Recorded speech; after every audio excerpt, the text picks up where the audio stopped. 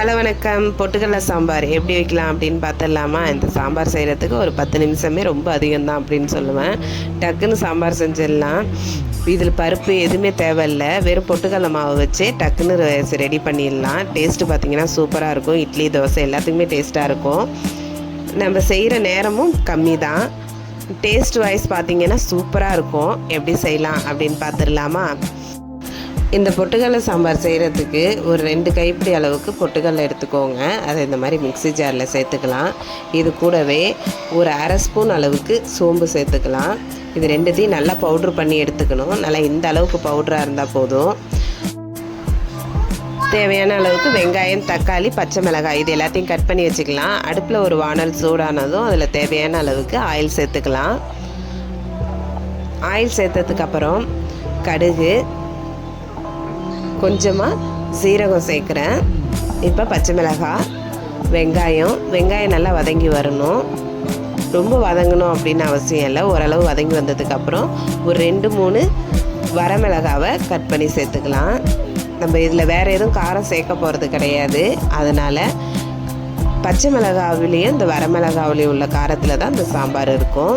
தக்காளி சேர்த்துக்கலாம். தக்காளி வெங்காயமும் ஓரளவு நல்லா வதங்கி வந்ததுக்கப்புறம் இந்த சாம்பாரை டக்குன்னு ரெடி பண்ணிடலாம். இந்த வெங்காயமும் தக்காளியும் நல்லா வதங்கி வந்துட்டுருக்கட்டும். அதுக்குள்ளே நம்ம இந்த பொட்டுக்கடலை அரைச்சோம் இல்லையா, அந்த மாவை நல்லா தண்ணி ஊற்றி கரைச்சி எடுத்துக்கணும். கட்டி இல்லாமல் கரைச்சி எடுத்துக்கணும். இப்போ கரைச்சதுக்கு அப்புறம் தான் நம்ம அந்த வதக்குன வெங்காயம் தக்காளி கூட சேர்க்க போகிறோம். பாருங்கள், ஒரு கிண்ணத்தில் மாற்றிட்டு நல்லா இந்த மாதிரி தண்ணி ஊற்றி நல்லா கட்டி இல்லாமல் கரைச்சி எடுத்துக்கணும். எந்த அளவுக்கு சாம்பார் தேவையோ அந்த அளவுக்கு நம்ம தண்ணி ஊற்றி இதை ரெடி பண்ணிக்கலாம். இந்த அளவுக்கு கரைச்சி எடுத்துக்கணும். இப்போ நல்லா வதங்கி வந்துடுச்சு.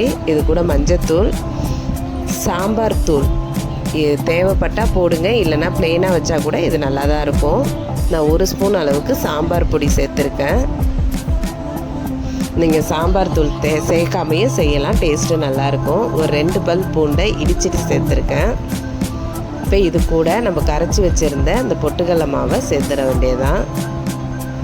சேர்த்ததுக்கு அப்புறம் இது ஒரு 2-3 நிமிஷத்துலேயே நல்லா கெட்டியாக கொதிக்க ஆரம்பிச்சிடும். உங்களுக்கு எந்த பதத்தில் வேணுமோ அந்த பதத்தில் நீங்கள் சாம்பார் ரெடி பண்ணிக்கலாம். சாம்பாருக்கு தேவையான அளவுக்கு உப்பு சேர்த்துக்கலாம்.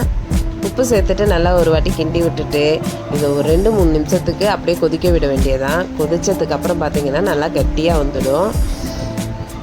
அவ்வளோதாங்க, சூப்பரான டேஸ்டான சாம்பார் டக்குன்னு ரெடி ஆயிடுச்சு. இந்த சாம்பாரை அப்படியே மூடி ஒரு 2 நிமிஷம் சிம்மில் போட்டு திரும்ப ஓப்பன் பண்ணி கொஞ்சமாக கொத்தமல்லி இலை தூவி விட்டு இறக்குனீங்கன்னா மணக்க சூப்பரான சாம்பார் ரெடி ஆகிடும். அதுவும் 10 நிமிஷத்தில் ஒரு ஹெல்த்தியான சாம்பாரை நீங்களும் ரெடி பண்ணிடலாம். கண்டிப்பாக செஞ்சு பாருங்கள். வீடியோ பிடிச்சிருந்ததுன்னா லைக் பண்ணுங்கள், ஷேர் பண்ணுங்கள். மறக்காமல் நம்ம சேனலை சப்ஸ்கிரைப் பண்ணுங்கள். இந்த மாதிரி டெய்லி ஒரு வீடியோஸ் நம்ம சேனலில் வரும், சப்போர்ட் பண்ணுங்கள். வீட்டில் குட்டி பசங்களாம் இருந்தாங்கன்னா இந்த மாதிரி சாம்பார் செஞ்சு கொடுத்து பாருங்கள். அவங்களுக்கும் ரொம்ப பிடிக்கும். என் பசங்களுக்கும் இந்த சாம்பார் ரொம்ப பிடிச்சிருந்தது. அவங்களுமே விரும்பி சாப்பிட்டாங்க. நீங்களும் செஞ்சு கொடுங்க. காலைல ஸ்கூல் போகிற நேரத்தில் கூட நம்ம இதை டக்குன்னு செஞ்சு கொடுக்கலாம்.